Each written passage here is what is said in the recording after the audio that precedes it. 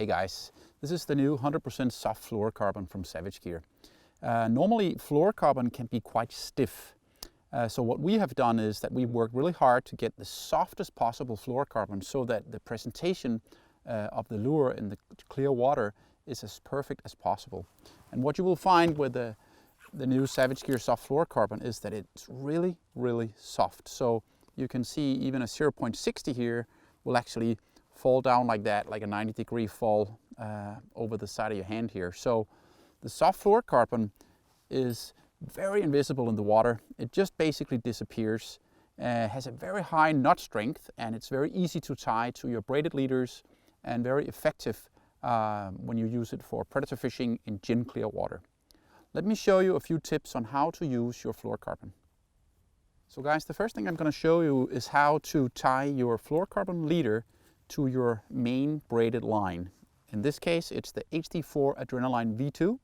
I have it on my custom Predator spinning rod here, set up for medium to heavy pike fishing. So this casting weight here is up to 110 grams. So I'm going to use a relatively strong braid, and I'm going to tie that to a relatively fine soft fluorocarbon. This is for finesse presentation. So let me show you how easy it is to tie the fluorocarbon to the braid. Pull out first approximately the piece I want to use, lay the spool down. I take my braid and I double it up at about 30 centimeters or so, like that. Then I make a double grinner knot, like so. So I parallel the fluorocarbon trace with my doubled up main line, and I make a loop first on the braid here, and I make a 5-turn grinner.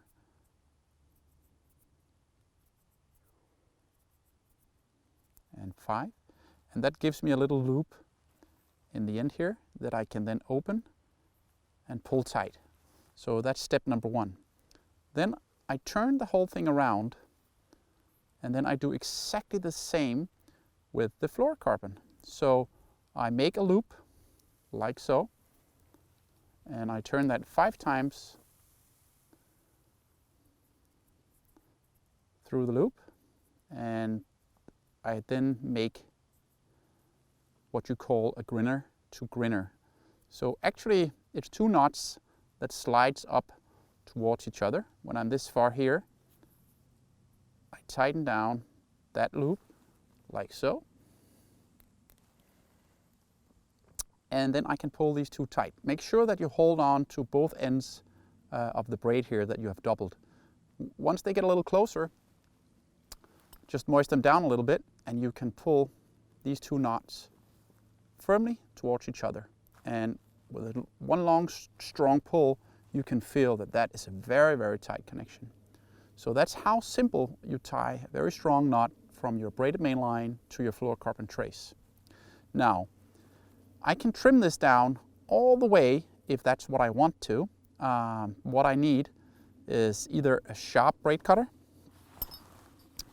or the new multi-rigging tool here from Savage Gear has a very good tungsten jaw that I can get very close and actually cut down the excess loop all the way into the end of the knot. Now, there's 2 things you can do here.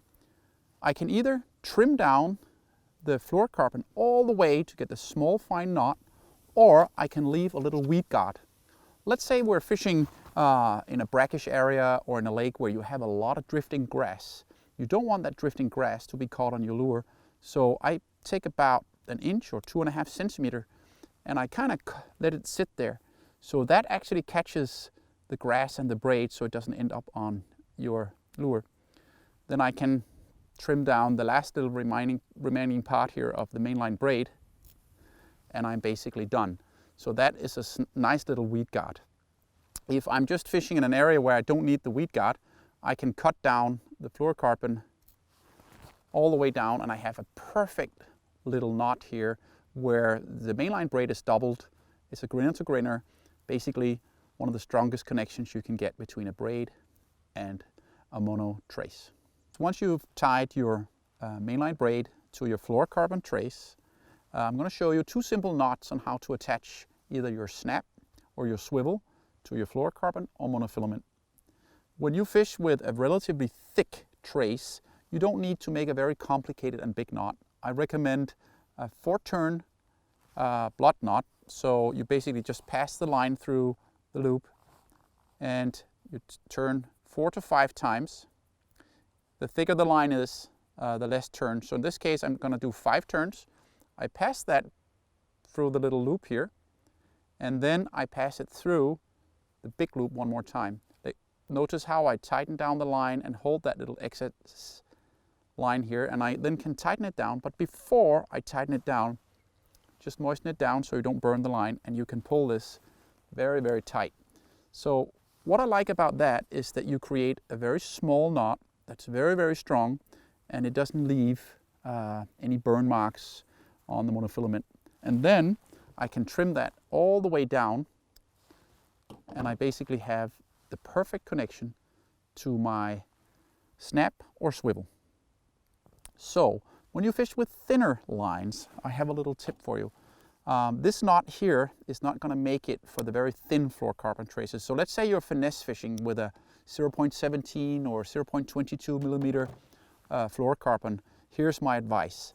You double up the line. So just double up the trace and you make a very simple knot. So by doubling up the trace, you actually divide the pressure on 2 lines. So what I do, I just make a very simple 4-turn knot, but doubled.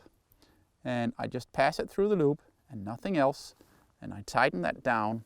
And again, before you tighten it all the way down, just moisten it and you can pull it totally tight. So this knot here is very, very effective when you use the thinner diameter fluorocarbons or monofilaments. So you actually divide that burn pressure and pull pressure on 2 lines inside the knot. And again, this one you can actually trim down all the way as well. So 2 simple knots and 2 very effective ways to tie your swivel or your snap to your monofilament or fluorocarbon trace.